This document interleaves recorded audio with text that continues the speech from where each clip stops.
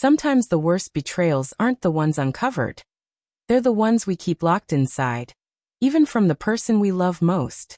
I can still feel the warmth of his hand in mine that night, the slow, steady circles his thumb traced on my skin, as if trying to reassure me, or maybe himself. I smiled back, met his tired gaze, and pretended everything was fine, even though I was carrying the heaviest secret of my life. We were sitting in the hospital waiting room.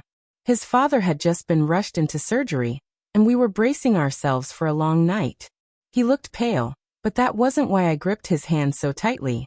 I was afraid that if I let go, the truth would spill out, and I'd shatter him in a place where he couldn't escape.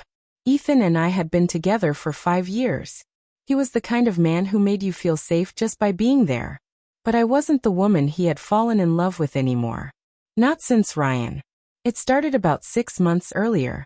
I was working late on a marketing project when Ryan, the new guy in our department, began hanging around my desk. He had a kind of easy charm Ethan didn't, reckless confidence, like the world had never told him no. At first, I told myself his attention was harmless. Then one night after a client dinner, he offered me a ride home. I said yes. But he didn't take me home. It was supposed to be a one-time mistake. That's what I repeated to myself the next morning while lying beside Ethan, listening to him make coffee in the kitchen. But once became 3 times, then 6. It wasn't love. It wasn't even an affair in the traditional sense. It was a fever, intense, consuming. And then it was over. I ended it abruptly. Ryan didn't protest. He just smirked, as if certain I'd never forget him. I promised myself I'd take it to the grave. Life went back to normal. Ethan was happy. We were fine. At least, that's what I told myself. 3 weeks ago, I started feeling nauseous in the mornings. I blamed stress, anything but the obvious, until the pregnancy test turned positive. Sitting on the bathroom floor, clutching that little stick, I felt my world tilt. Ethan had always wanted kids. I knew I should have felt joy, but instead, I spread through my veins. Because I wasn't sure it was his. I told myself the timing was unclear. Maybe it was Ethan's. I booked a prenatal appointment, but didn't tell him. I wanted certainty first. Then his father's heart attack happened, and everything moved too quickly. The ambulance, the sirens, the hospital. My secret suddenly felt like a weight crushing my chest. I sat there holding his hand, listening to him talk about his dad always being there for him. And I nodded, smiling, feeling like the lowest kind of human. When the nurse said his father had made it through surgery, relief lit up his face. In that moment, I nearly confessed everything. But I didn't. Over the next week, Ethan spent most of his time at the hospital. I told him I was working late, but really, I was at my appointments. The doctor estimated I was 6 weeks along. My stomach sank. That meant Ryan was still a possibility.